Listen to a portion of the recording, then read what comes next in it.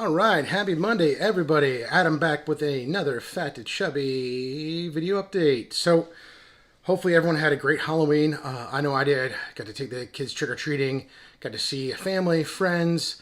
Then, yesterday, I was actually at a birthday party and I ran into people I haven't seen in a long time. Longer than I expected, really, or I realized because I got so many compliments. It was kind of foreign to me. I mean, I felt kind of out of place, and then I had a lot of questions. What'd you do? How'd you do it?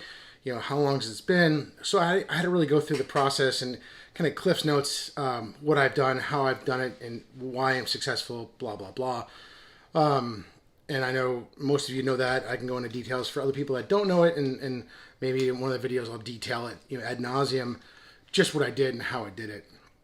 But it got me thinking. So on this morning's ride, I was really thinking about non-surgical versus surgical weight loss. What's great about both? What's horrible about both? And I guess this is my little kind of soapbox about that. So why did I go with non-surgical versus surgical? So in my opinion, again, I am not a health expert. I'm just a guy that was fat and now I'm chubby and healthy, and that's just it. So surgical is great if it's dire, in my opinion, in my humble opinion, right? No, I'm not really that humble, but still. So surgical is great. Like my mom did it. She had the dual switch. She's lost 100 pounds. She's crazy healthy right now. But her diet is completely altered now for the rest of her life, and it has to be to maintain that correctly. I've had other people, other friends and colleagues I've seen do the lap band, and they've beat the band, right? So, they didn't change their diets. They didn't change their bad habits. And, that was my fear about me. That's what I know, that if I would have had lap band surgery or the sleeve, I would have never changed, right? I would still just shovel the same shit in my mouth, just smaller quantities, probably actually more frequently, just smaller quantities. So nothing would ever been changed. I think initially I probably would have lost a ton of weight, but I'd gain it all back plus some, and stereotypical yo-yo dieting, and I'd be worse off than I am. So that's just for me. I mean, if you're in a position where everything hurts, you can't move, and that's your life-saving step, hell yeah, go for it. I mean, I will pick you up and drive you to the hospital to get that surgery done.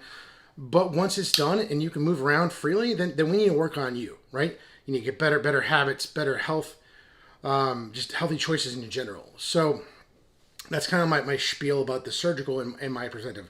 It's great for some. It wasn't right for me. I knew I was never going to change. So, with the non-surgical, I went that route really just because I want to prove to myself that I could do it. I mean, I had already kind of been on this fix me plan, right? I have had sleep apnea forever, so I went to a new sleep apnea doctor and got on a new CPAP, and I was on a BiPAP before. That was a game changer. Even years before that, I went and had my nose fixed. I had a really, really severely deviated septum, so I got my septum fixed. I did the balloon sinuplasty as well as the turbinate reduction.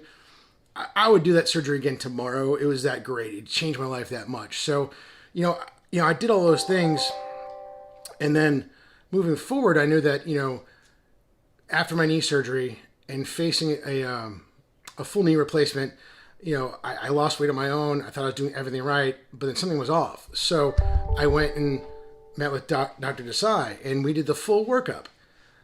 So we did the full workup, the full physical. I mean, X-rays, EKG, 4 pages of blood work to discover that my triglycerides were through the roof. My testosterone was into the basement.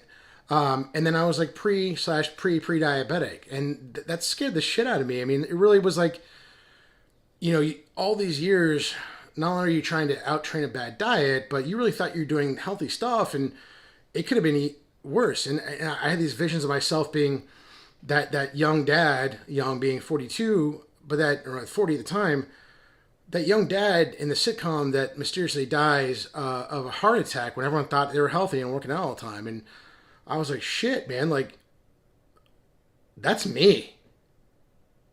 I was like, damn. So, that really kind of fueled my fire a lot too. But that's the thing about the non-surgical weight loss. So I went to see Dr. Desai.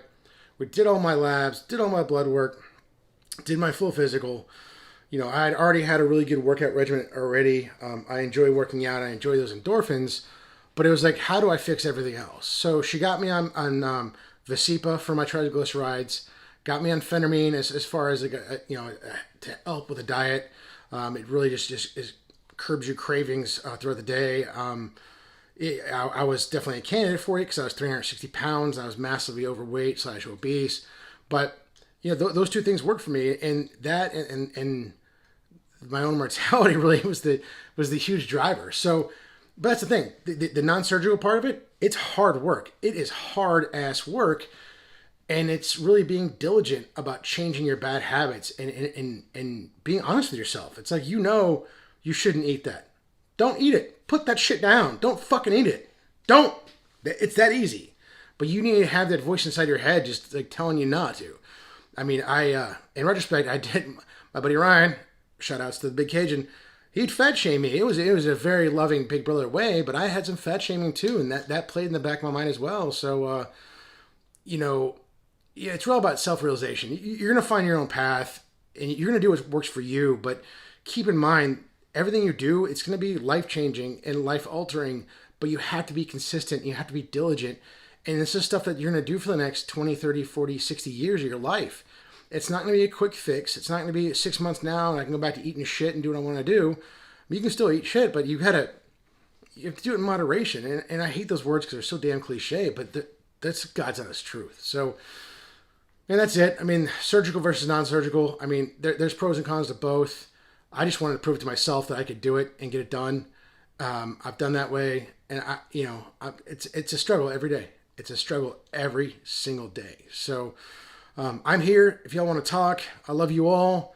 If on Facebook, Fat to Chubby, I started a private chat group so we can talk privately about our struggles, about weight loss and what's going on mentally, physically.